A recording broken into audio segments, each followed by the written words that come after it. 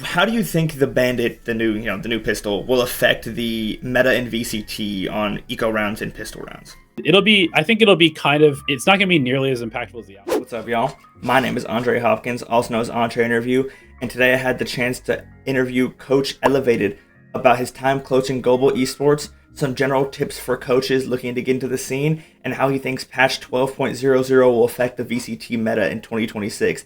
Thank you, and I hope you guys enjoy. All right, so just tell me a little bit about yourself. I mean, your coaching history, your past experiences coaching. Have you coached in any other sports or games? Yeah, I guess just to give you the short rundown, I played sports my whole life growing up. So I was like involved, high school, college.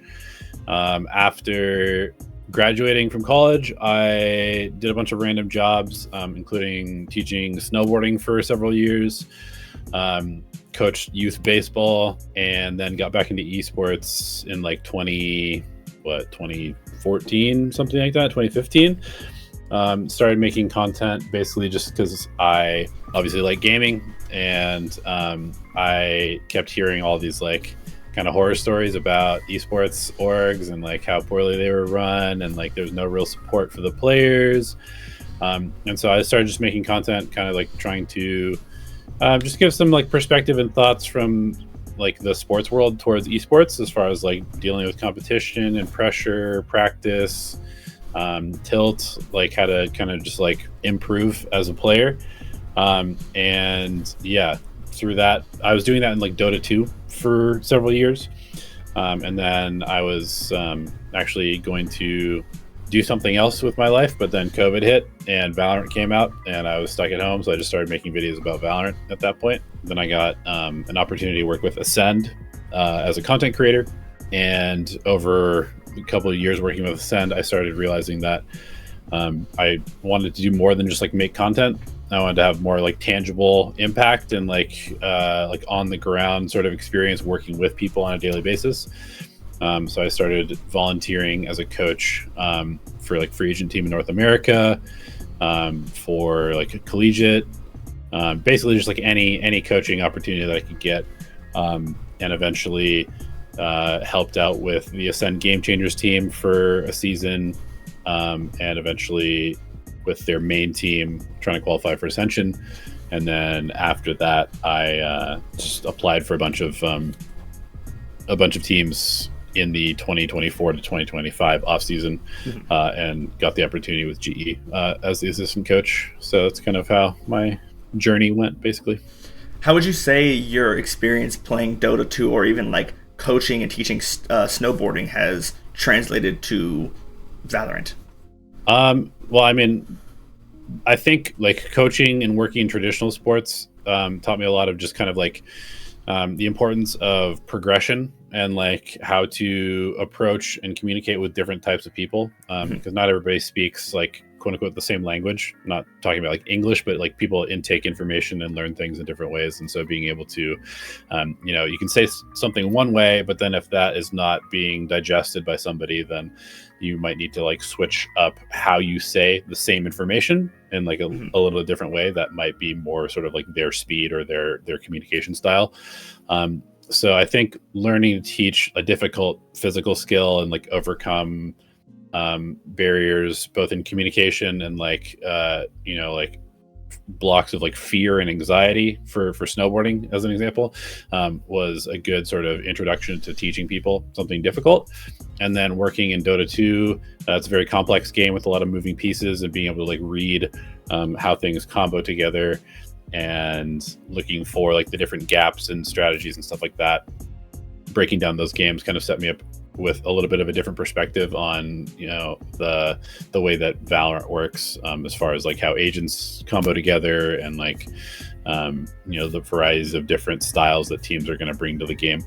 So those things have combined to give me sort of a unique perspective on the game, that has required me to also spend a bit of time, learning like, the attack shooter fundamentals, because I didn't really come from Counter-Strike or anything like that. So I spent a lot of time early on kind of trying to study why teams were doing, the basic macro stuff, like what is the default, these types of things, to have a little bit more of a coherent and like full picture of like how the game works.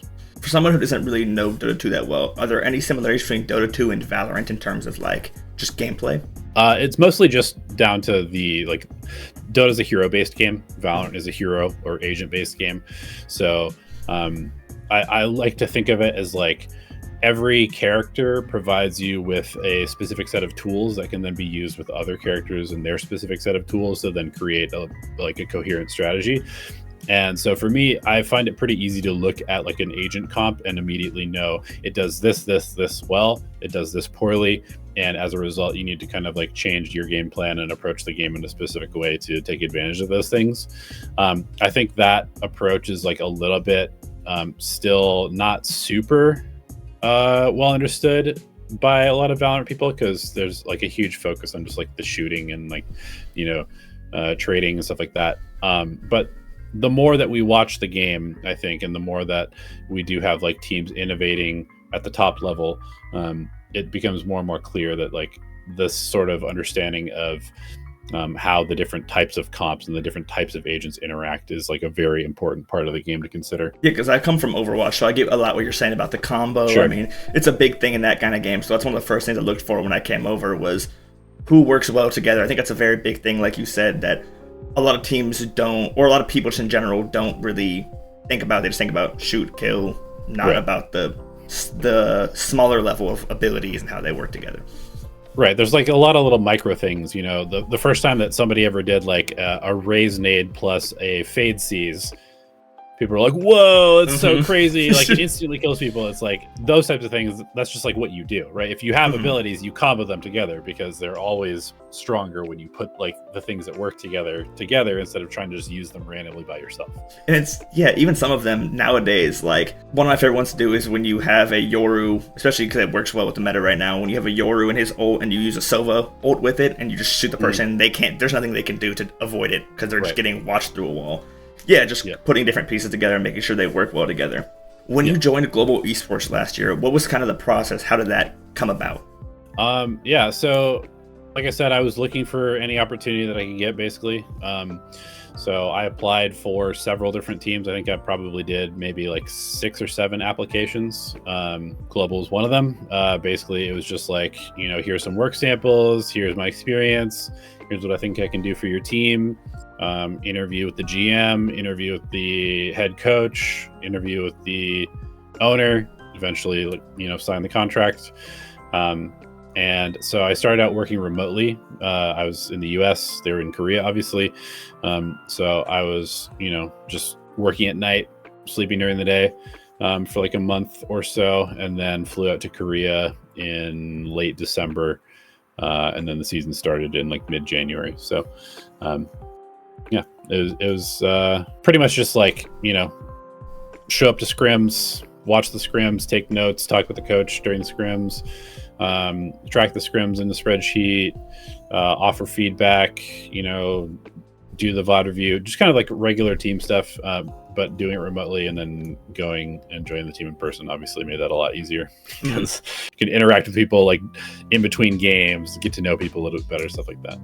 Do you have any big takeaways from when you were assistant coaching for Global?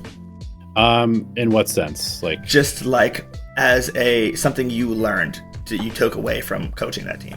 Yeah, I mean, well, obviously I started off as the assistant and then had to transition into being the head coach partway through the season. As an assistant, I think, and I was lucky because the previous season I'd worked with NBS, who's now with 100 Thieves, but it was with Ascend and won champions in 2021. So I got a pretty good, co-pilot seat with him, just to kind of understand what his process was and like how he liked to run practice and like install discipline and stuff like that. And so coming over to Global, it was quite a bit different just in terms of like the system and the things that we were focusing on. And so being able to contrast like the two different experiences of being an assistant coach for this guy, being an assistant coach for this guy, what I liked and didn't like between the two different systems. So kind of like expanding my brain as far as like and my perspective of like what it means to be a coach and like what you need to do. I had different responsibilities between one and the other, and so it was just kind of a good learning experience of like just getting more reps as to like what I have to do as a coach. And then obviously being on stage for the first time was also very interesting, and like what that entails, like how do you prepare the team in the waiting room when you don't have like your regular PCs, you're not in the comfort of your bedroom doing this thing. What do you actually say in this like 30 seconds of timeout? How do you get the message across?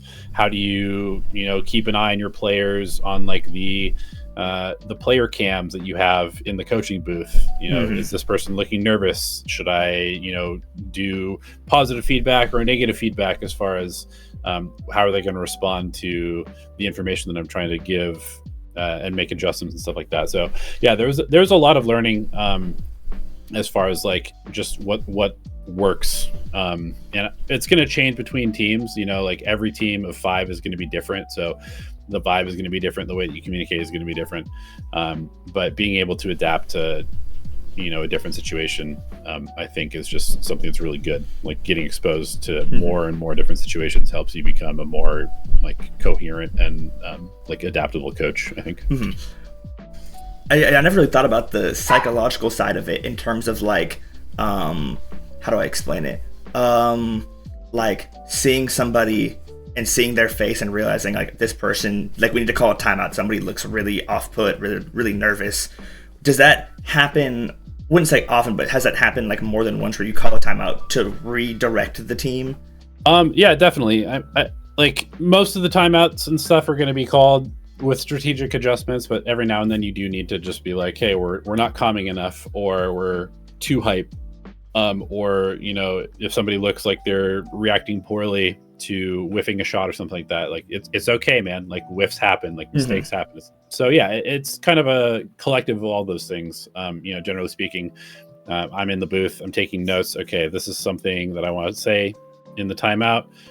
Here's another little note, and then trying to kind of like distill that into a little piece of information, like a package of information that I can give to them in 30 or 40 seconds, is a skill, another skill that I definitely had to like learn. I would say that when I first started out, my timeouts were pretty terrible. Like I think it was like, too much time spent sort of managing the mood, or like, saying good job for this or whatever. And then towards the end of the season, it was a lot more like straight to the point. Here's what I need you guys to do. Here's the adjustment. Okay, cool. Like, and then, yeah. So just, again, just another thing that he had to kind of learn that I didn't have any experience with before. But I like learning things. So it was all fun. When you're in the booth, taking notes, watching the game, how do you decipher on what's most important? What do I need to get across first? Yeah, I think probably it's going to depend on the team that you're playing against, but there's a lot of prep that goes into each game, whether it's prepping for the other team if you have a solid grasp of the stuff that you're already doing on maps, or a lot of times it's kind of just like you're plugging holes, you're trying to fix issues, and come up with a game plan that works for yourself. And then you never really know whether it's going to work until you put it into the server, and sometimes the other team is doing something that you're not used to, and so then you need to adjust your game plan because your game plan is not working. And other times you're doing the right thing, but then maybe getting unlucky, and you just need to be like, just keep doing the thing. Like, don't lose faith in our game plan. Just like execute it correctly, or just stuff like that. And so I think I will say that coach is not always going to have the perfect answer. Sometimes it's literally just about being like, here's what I think might be happening, or even just like asking questions during the timeout. Like you call a timeout, like, hey, what is actually happening here? Like, how does this feel to you guys? What is making this difficult? And then offering a solution. And I think that whole process is, again, just like another skill that you have to kind of work on and learn. I would say that, doing like hundreds of hours of VOD review is pretty useful for being able to break down games. But then once you're actually in the booth and like there's pressure and you can't see the other team's positioning right on the screen, because obviously in the game you only get your half of the mini map, whereas when you're doing VOD review afterwards you usually have like the whole map. So having to kind of like relearn how to watch VODs and how to watch the mini map and how to like learn from the information that the other team is giving you is a whole nother sort of ball game that you have to kind of get experience with as well. Definitely makes sense. Yeah, I think there's just so much that goes into going from the coaching booth and then translating that to the players. When you switched mid-season from assistant coach to head coach, how did your role change in the team?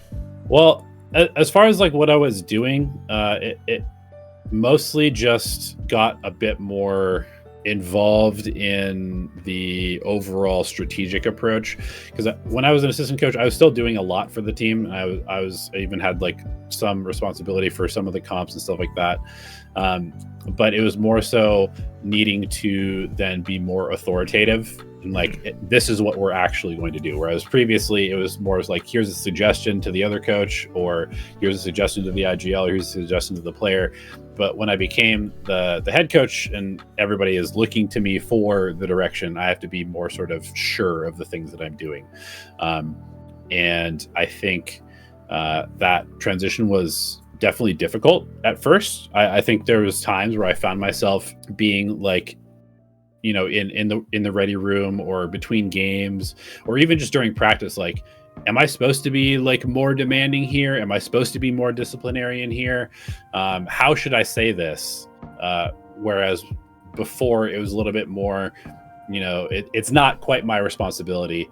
But when everything is your responsibility, I think you kind of have to, at least for me, I had to like, fake it a little bit until it became more natural. And I think there was definitely times where, I got it wrong and I was like too mad about something, or not disciplinarian enough.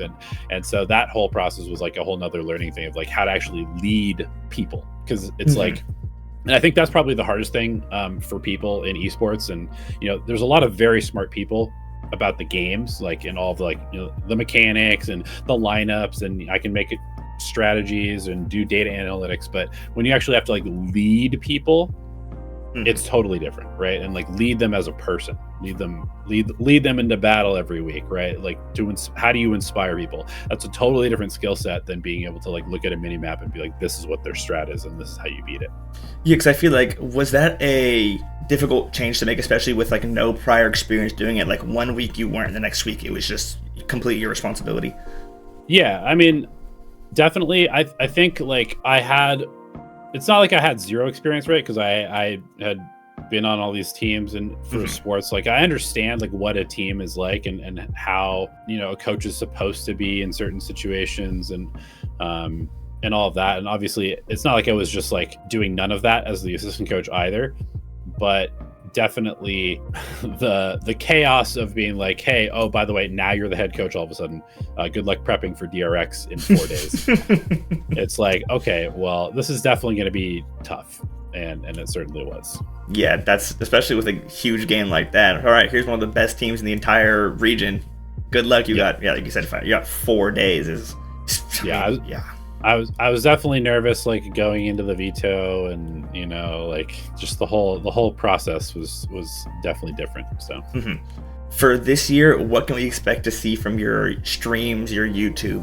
Honestly, I don't really know. I'm still trying to like get back into being a content creator to some extent. I don't even know if I really want to be a content creator long term, but I feel more sort of just prepared to like give my thoughts on things, like because I think in the past, like coming into Valorant, like I said, I didn't have the tac shooter background, so I was kind of focusing on the agent stuff and like how people were utilizing their utility. But now that I've actually like been a coach for a whole year and I've been in the process, and I understand that like everybody's kind of like making it up as they go along. There's lots of mistakes that are happening. I feel a lot more comfortable being like, this is a good play, this is a bad play, this is what they're doing right now. It was my job to break down game footage. And so that's kind of what I want to just lean into, is like, really lean into like, hey, I know that there's Sliggy, I know that there's TMV, I know that there's all these people that do these watch parties, but like I have very recent experience, doing exactly what I'm going to do on the stream, which is just break down what's going on. Like, I'm going to give it to you, no bullshit. This is what teams are trying to do, or at least this is what I think they're trying to do. This is what I would do to beat them. And just try to provide as much sort of like unique insight into maybe the thought process that's going on in the games. Do you think there's a new layer of credibility to yourself now that you can claim but now that you have been a head coach? I mean, maybe. I don't know. Like, our results were really bad, so it's possible that people just think that I suck at my job, and that's kind of one of the reasons why I do want to like make content, is because I think that I do know what I'm talking about, but I can understand that if the results aren't there, it's pretty easy to dismiss. So maybe if you just listen, you'll come up with your own opinion about whether I'm a coach that's understands the game or whether I'm a fraud. So yeah, I think it's just a tough situation to even get results mid-season, just thrust into a new position. Difficult stuff. Yeah, I mean, it definitely wasn't easy, but I think I probably could have done a better job also at the same time. What's a tip you'd give to somebody who's looking to become a coach or an analyst, like how you were? Be prepared to do a lot of work for free and have absolutely nothing to show for it other than your own growth as a person. I think that's one of the things that everybody, I do get this question like pretty often on streams, like, how do I get into coaching? How do I become an analyst? The answer is literally just like, do it, right? Just like, I watched every single game in tier 1 and tier 2 for like 3 years before I even coached a game. And I was just VOD over and over and over, watching, thinking about the game constantly, making stuff on Valorant, analyzing the game. And I was kind of lucky that I'd done YouTube content before, so I was able to kind of translate some of that work into like an income to support myself doing that. But if you don't have that skill set, or you don't want to be a content creator, then you're kind of just doing a ton of work for free. And that's just how it is. Like, if you want to gain the skill set to be an analyst, then just analyze the game. And if you want to be a coach, then coach the game and just like put yourself out there and do it. Because there's no like class to be a Valorant coach. You can't study it. You just have to just do the action, and then you become better at it. So kind of like like you said, doing it for free, like an unpaid intern kind of thing. Because recently I talked to Wendler, who's now the coach for Paper X, the assistant coach, and he talked about how back when he worked with G2 and Josh RT, and how a lot of it was like being like, hey Josh, here's something I found, and just kind of just passing it off with no title, no nothing else. And it's just, like you said, for your own personal growth, so that in the future, if you get put in the same spot, you're prepared, you're ready for it. Yeah, and I mean, that's literally what I did. Is I would just make something, like breaking down something, and just put it out there. And I would do the same thing that Wendler did. I would approach coaches, be like, here's a problem that I think you guys have. Send it to them. Maybe I get a response, maybe I don't. But yeah, it's literally just do the work. And you can't really be attached to, I think everybody kind of like wants to believe that they deserve to be paid to do something that they want to do, but a lot of times you don't, unfortunately. And a lot of times you just have to like do it for a while before you get paid, and maybe you never get paid. But if your motivation for doing something is money, then you should probably just get a regular job, because esports is extremely volatile, and like a lot of times the resources aren't there to pay you. Like, even a team like G2, like they only have like one assistant coach, right? Maybe they bring out a strategic coach for a master's or something like that. But a lot of times you literally are just like doing a bunch of like random hard work, and then hoping that there's some sort of opportunity that comes from that. And it's not even really looking for a paid opportunity, it's just looking for an in, right? You just have to get an in with a team. When I was working with Ascend, like I was a content creator, but I wanted to coach, and they didn't have the resources to pay me as a coach. So I just coached them for free. And so I did my regular job, and then I coached them for like 6 hours a day. And then I, went to sleep. And it was like just completely on the side of just like doing all this extra work for the opportunity to get experience coaching. And I never got paid as a coach for working with their Game Changers team. Eventually I got paid for coaching their regular team. And then eventually that turned into a paid job. Now I'm back in a position where I don't have paid coaching work, and so to get paid coaching work, I'm probably going to have to do a bunch of free work again, and that's just how it is. Yeah, because like you said, there's only so many spots. I mean, there's so many people out there who think, oh, I should be a tier 1 head coach, but there's only, 48 spots? And less than if you only speak one language. I mean, if you're from the U.S., you're probably not going to get a head coach to like a team in China for a team in Pacific. Like, it just makes it so difficult. Yeah, exactly. Like that, I think that is one thing that it's a little bit easy to miss that about esports is like if you compare it to the NBA, right, or like the MLB or professional hockey or whatever, like there's usually 30, 40 teams, and most people who are watching like an NBA game on TV are like not thinking about, oh, I know better than these head coaches, right? Like they're probably head coach for a reason because they have gotten to that peak of the game that millions of people watch. And like there are millions of people who watch esports, and there's not that many people that are at that level to be able to coach. Yeah, it's like I think it's kind of easy just because it's not quite at that same level as like these professional sports. It's easy to just kind of like be in your bedroom and like think that you know all this stuff, but there's always more to learn in a complicated game like this. And yeah, it's like it's not easy to reach that level for sure. It reminds me of the stat where they talk about like how many people play high school football versus go D1 versus actually make it's such a small percentage of like even there's like thousands of players in the NFL. I mean, there's 30 teams, there's 53 players on each team, and then there's so few spots like realistically for how many people actually play football. Right. It's like 1%, 0.01%. Yeah, it's such a low small, or something like that. Yeah. It barely even counts for anything. For the average viewer, who's someone who just watches VCT, doesn't really know what's going on. How would you? Is there any way to quantify what separates a good team from a great team? Yeah, I think it's actually pretty clear to me. I think the teams that it's kind of weird. There's quite a few pretty good teams, but I think the teams that are really, really good or like the great teams are the ones that lead the meta.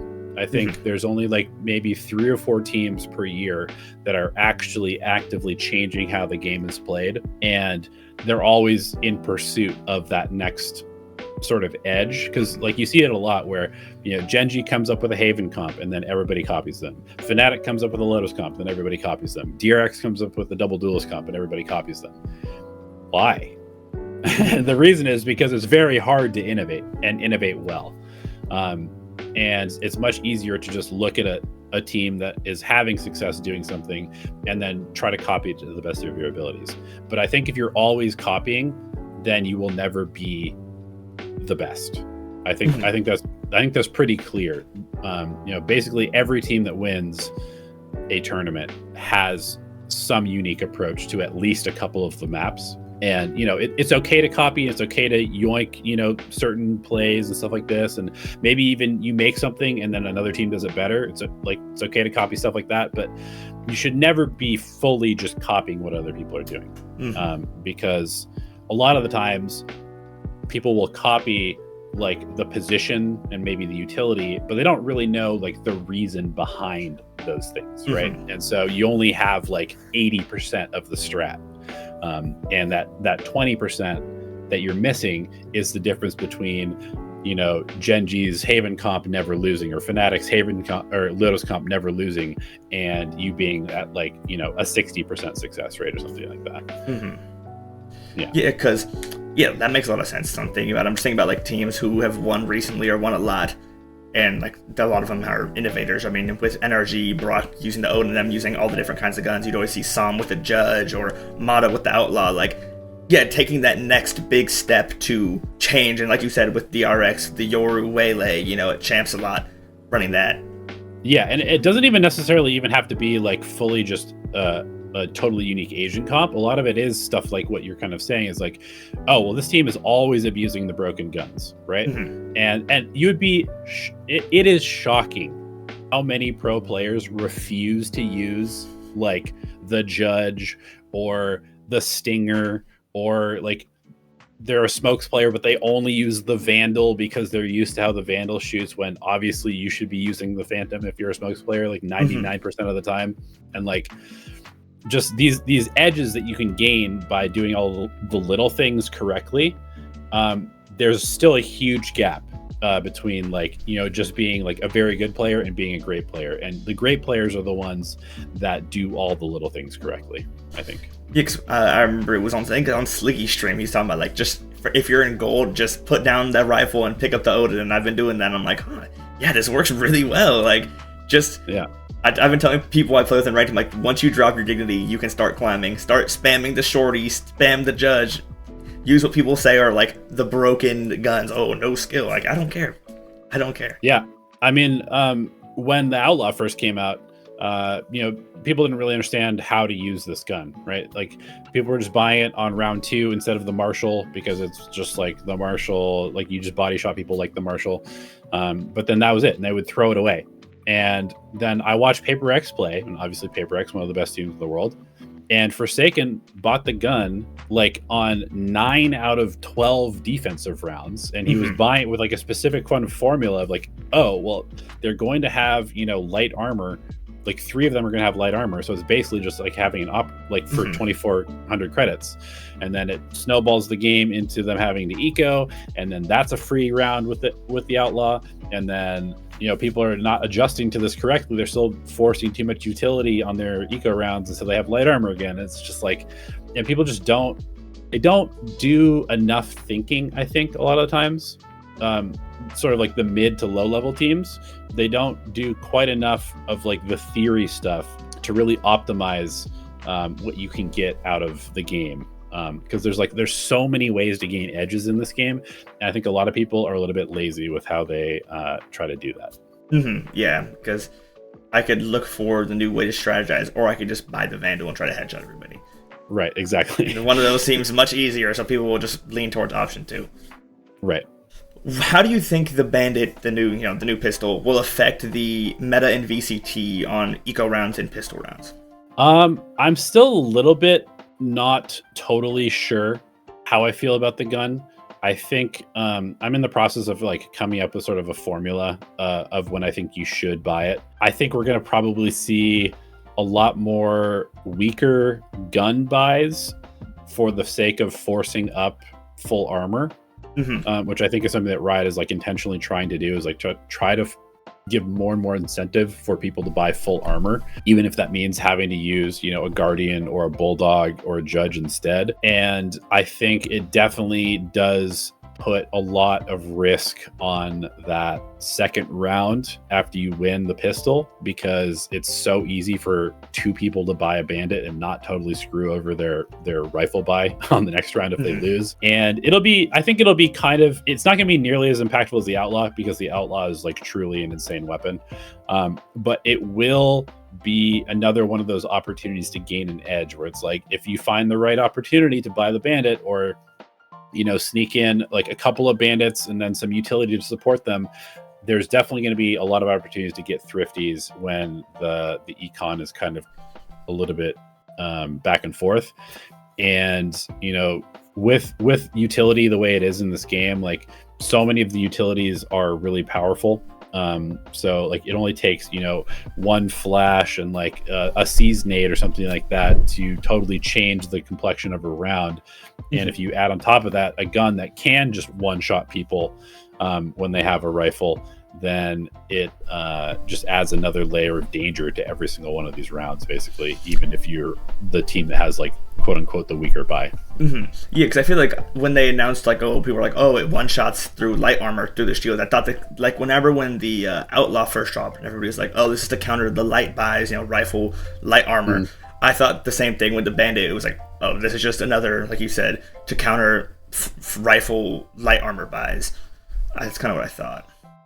Yeah, it definitely has the potential to, again, just kind of like force people to think a little bit more in the buy round. Like, should I buy this extra piece of utility, or should I go for the Vandal and light armor, or do I just need to play it safe? And I think that, I know there's a lot of people that are kind of complaining about how easy it is to get thrifted, but I still think that a lot of people just have like really bad thrifty protocols, like anti-eco protocols, because this is something I focused on so much last year because we were getting thrifty constantly at the beginning of the year, and we came up with a system.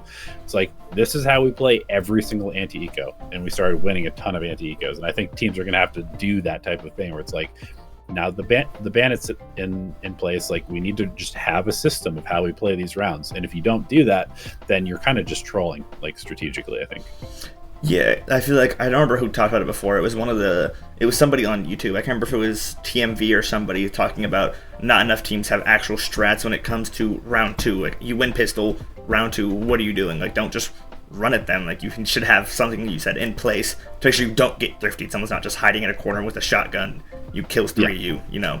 I think it's going to be, like you said, much more important with the Bandit and the Outlaw, and how shotguns are all pretty good in this game right now, that you have to watch out for something like that. Are there any teams out there who you think aren't being talked about enough, who you think could make a run either in kickoff? I know you posted the videos about your predictions, or even just later in the year once they get more synergy together. Yeah, I mean, like, every year it's always so hard to predict how these regions are going to go, how these tournaments are going to go. I mean, even just today, like, news dropped that DRX is switching out of play, and it's just like, what's wrong? Come on, man! Like, ruined the whole damn video. What are you guys doing? Where's the stability? I don't know. I think that there's definitely, you know, some sleepers out there potentially. I think it'll be really interesting to see a team like Giants in EMEA, because, like, in my opinion, I think they, like, kind of took the next step. To where they've always been kind of like a, you know, middle team, and then all of a sudden, oh wait, actually they have a chance to be like one of the top teams in that region. But will they be able to repeat that success? I don't know. Like, there's a lot of these sort of like frag heavy teams that are also in the league this year. You know, you've got like the 2 Turkish Ascension teams. You've got SLT, or now Veryl in Pacific. Obviously Paper X is always a team like this. And we're kind of going into this meta where it seems like everybody's kind of leaning into like the more random style of just like double duelist, just run it down. Like, it could be a very, very chaotic year where it's hard to predict who's going to be good. I think that 100 Thieves has a good chance to maybe surprise people. I don't know why people are so down on 100 Thieves.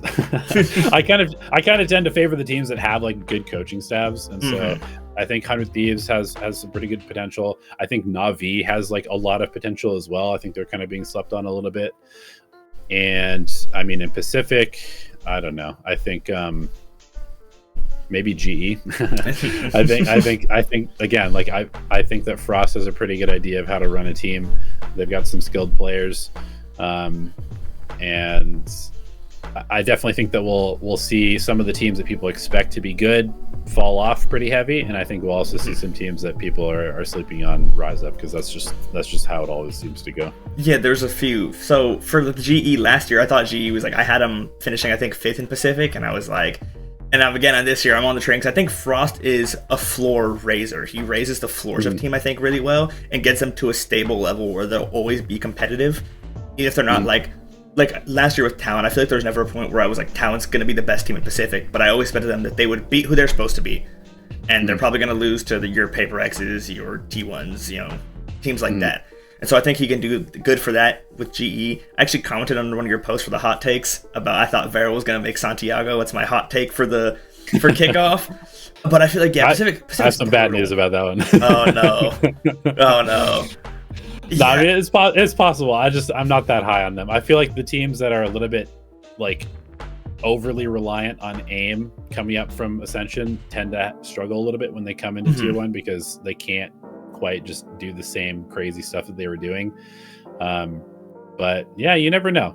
There is an element of randomness and just being the team that is fearless and the aggressor, to where a lot of times if you just swing them first, like, it's hard to deal with. So. Yeah, like they just, and I think it just comes from when I was watching Pacific Ascension, because I would just be up and I'd be like, let me tune in, and I'd be like, these guys are crazy. They're just gonna run at you, and like, it feels a lot like the style. Like, I'm a big football fan. It feels like a lot like we're gonna do this, do something about it. Like, we're gonna run at you, do something about it. And if you can't prove you can, we're just gonna keep doing it.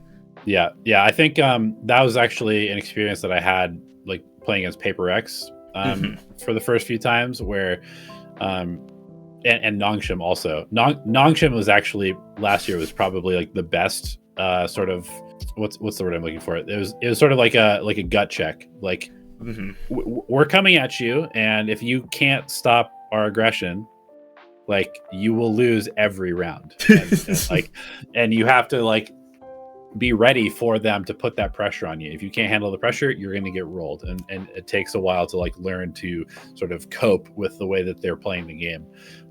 So that's definitely a possibility for a team like SLT. Yeah, I feel like SLT again could be like that kind of in the Nongshim role from last year, where they're going to beat anyone who's beneath them who can't stop that style. But for teams who have a better chance, like a Paper X or T1 now with a Munchkin, you know, who could just very easily be like, that's not going to fly here. Like, we're going to stop that, and then who knows where it goes from there.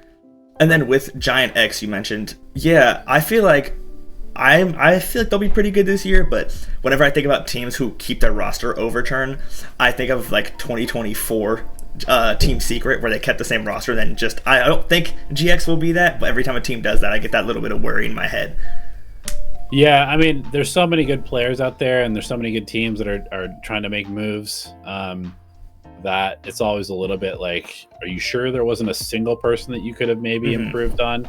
But, you know, at the same time, there is definitely something to be said about keeping some synergy from the previous year. And Giants, you know, they did have a little bit of roster movement like in the season itself. So it's not like they were just like fully together stagnating the whole time. It's like they were still building.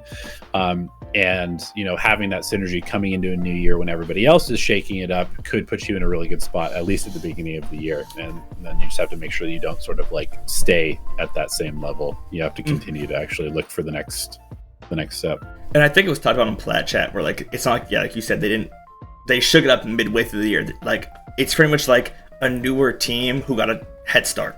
Like they still made champs, they still had all the reps, but it's still like a newer team. It's not like they are running back the same team from last year completely.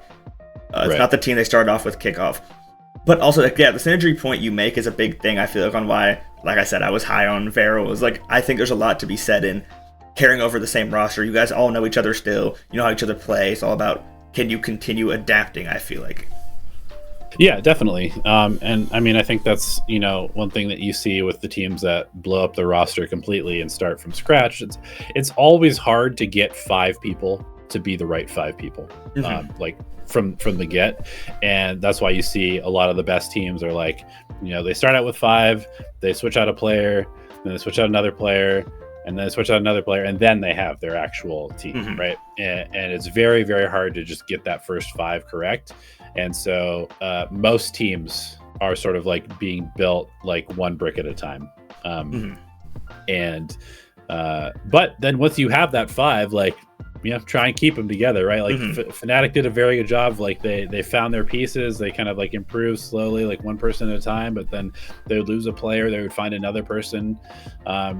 Like the whole scouting in this game is like you can see the teams that have like the good scouts. Like it's very obvious, you know, and usually they're the ones that are bringing in the talent, and then maybe they get poached, or, you know, somebody will go to another team, but then they always have the next replacement, right? And so that's definitely a whole nother skill set that I think there's sort of like tiers to, and like, you know, certain teams are definitely on top of that, and others are, you know, kind of picking up the scraps. Yeah, because when you talked about, you know, finding your 5, I thought of Vitality, you know, with how they're keeping like a core, or not, I guess not a core, but like they're keeping Durka, and they're bringing back Unfake, I think his name is, from last year for their stand-in. Their 6 man, yeah. And then, you know, you get Chronicle, of course, she's really good, and then you go get Yampi from BBL. And then, you know, he has synergy with the coach they just got. Like, it's like, even though they're different pieces, they've all worked together or know each other in some sort of way. Right. Contrasted to the previous year, where they just went out and tried to get like 5 of the best players who had never played together before. And that didn't work out very well. It's like, I really do believe that it's, and I mean, you look at like any professional sports team, it's never like, oh, I just go out and I just sign the perfect team, right? It's always, there's always moves. They're always trying to get better. And those championship teams were probably built over the course of like 6 or 7 years before they actually became like the best team in the league. So It's very similar in esports, but it's kind of like on an accelerated timeline because everybody is so desperate to have success that like these moves have to happen like very rapidly. And the Vitality team, I said to somebody, feels like a team who like they feel like they learned their lesson. Like, all right, that didn't work. Let's not just go sign 5 people again. Let's go find people who have worked together and build from there. Yeah, you would hope so. Are there any signings from Tier 2 in any region who got brought up to Tier 1 who you think will be really good for their teams? Yeah, so I think Timotino is a pretty easy shout in Americas. I think he was definitely one of the most impressive duelists from the Ascension class this year. I think that like he just kind of like looks locked and loaded to be like a very good Tier 1 duelist. And I think that it'll be really interesting to watch how Wayne transitions into the league because I've been hearing his name in Pacific for the last year plus. And so I know that he was like a very hot prospect. So the fact that he's in the league now will be very cool, but also the added sort of pressure of having to move across. You know, he's not only is he in the league now, but he's also moving from his comfort zone of Southeast Asia, Singapore, all the way to Europe, right? So that's a big transition to have to make. But from what I hear, he's like a very smart, kind of mature player, and so I think that he'll probably have some good impact as well. Yeah, I mean, I think honestly, just like I'm excited to see how Javi translates from Naus into leading GE alongside that roster because honestly I wanted Javi on the team last year. Like we tried him out and he was in tryouts and I was a big fan of his, so it's cool to see him getting on the team a year later, and so I do hope that he has success. I'm trying to remember like all the roster moves. Someone I've been pretty big on is Caillou, who just got signed to Sentinels. Okay, sure. I feel like just seeing his stats, and of course, like I watch some of the games and I look at, VLR, stuff like that. Just seeing his fragging ability and then that his team is winning. And of course, they were a really stacked team back on Cuber. But just like, and of course, me not being a high level player or coach, I don't know what goes into calling. I don't know how to watch for who's a good caller, but I just feel like he should be pretty successful up into the Tier 1 level. Yeah, I mean, rookie IGL is that's a tough one to really judge. Like how's the calling going to translate into Tier 1? Like same team, Redux obviously stepping up. He's kind of been like the golden child in the Sen Academy roster for a while. So I think he'll probably have some good impact as well. But yeah, that is for Caillou, it definitely will be extra challenging since the weight is on his shoulders now. The game plan is on his shoulders. And he's also on a team that has the former IGL playing underneath him in that place as well. So it will be really interesting to see how Sentinels kind of navigates that as well. And are there any other Tier 2 IGLs that are coming up that I can remember? Vora on 100 Thieves. Vora on 100 Thieves as well. I mean, honestly, most of the time, the Tier 2 players that do come up into the league tend to be scouted pretty well. Like there's usually sort of like guys that get the spotlight on them over the course of the year. You're scrimming the Tier 2 teams in your region a lot, so you get like kind of like firsthand look at what these players are actually like. And it becomes pretty easy to tell, like, does this guy actually have it, or is he just like a scrim demon who's just like running around and kind of preying on weaker competition in Tier 2. And so I think usually the coaches have a pretty good idea by the time they get up to Tier 1 whether the people actually have what it takes to be a Tier 1 player or not. Yeah, and with the whole Caillou John QT thing, I'm really just to see how that plays out. With part of me's like, oh, it should go better because even if he makes mishaps, he has the other IGL there to be like, oh, we could have done this, redirect him. But I also wonder, like you said, if it adds a pressure, this guy was the IGL of the team. You're pretty much taking his role now. All the people are looking at you, especially on a team as big as Sentinels. I mean, they're expected to have success by their fan base. And so, like you said, being a rookie, I want to see how that all plays out. With the Breeze reworks, what teams do you think have a good chance of being super dominant? I think of like, the Genji from the past. With the map becoming more closed off, are there any teams you could think will be good on it? I mean, Yeah, the map is so different now that the sort of like the heavy lurk playstyle of like the Cypher is maybe going to be a lot less valuable. I think it's still going to be a map that's probably somewhat dominated by strong oppers. So I do think, like a Genji with texture will probably be good. Paper X with something will definitely be good. 100 Thieves with cryo cells will probably be good. Osboss on MIBR, Kayak, Fnatic. Also, just like in general, the teams that have good structure and like theory usually will probably be the teams that adapt to it the best. Even in spite of maybe them shooting themselves in the foot. Again, DRX, they usually have pretty good ideas on these maps. I would expect, T1 will probably be pretty good with Meteor on Viper, and Buzz is always a dangerous operator. Yeah, I think probably it's going to be probably a pretty heavy map. Definitely Viper's going to be in play. So teams with good Vipers and good either Waylay Chamber or Yoru will probably be the ones that dominate that map. I mean, I would ever think about that T1 team. It feels like if somebody's like 2023, 24 Pacific All-Stars, and you just put them on one team. It feels like they just have so many storied players on that team. It's ridiculous. But yeah, I feel like, because I haven't really looked at Breeze that much. I mean, I've played it a couple times, but yeah, with the op lines, like you said, with players who are dominant with the operator, yeah, I feel like, of course you said texture, I'm thinking teams in like North America. I mean, there's always NRG with Mata. I'm trying to think if there's anybody else who really like stands out.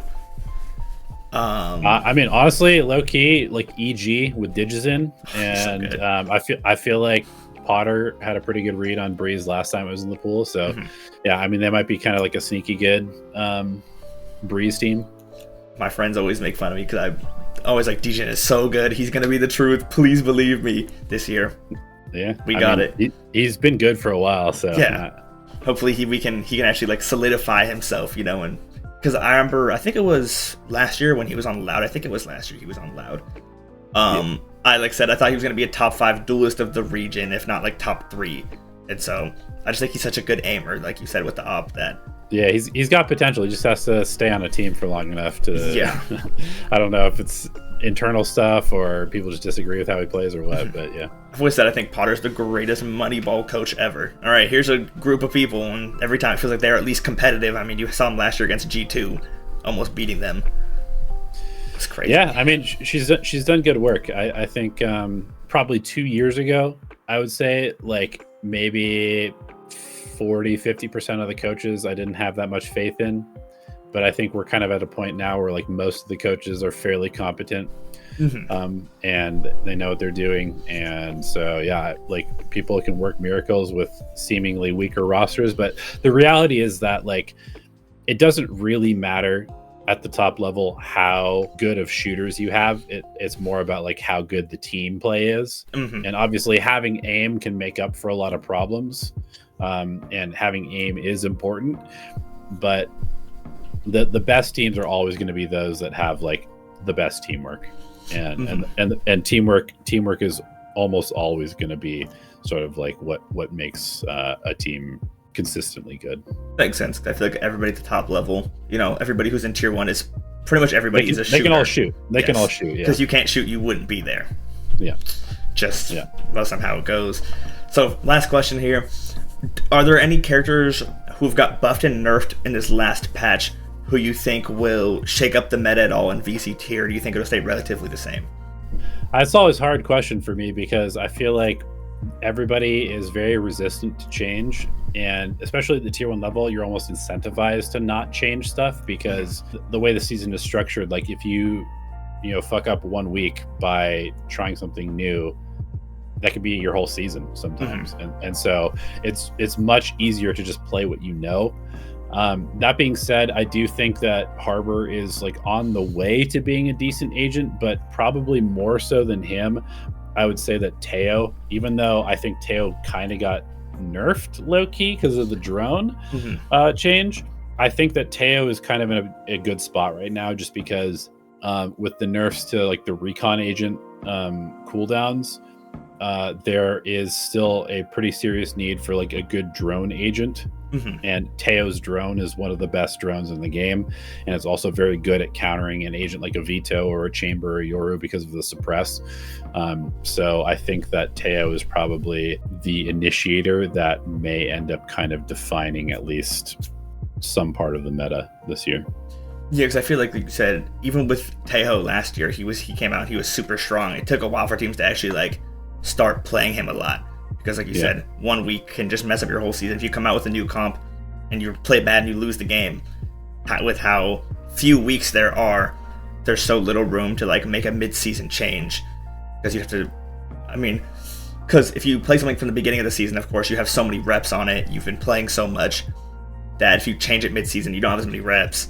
You're not as practiced. They could just throw off your whole season.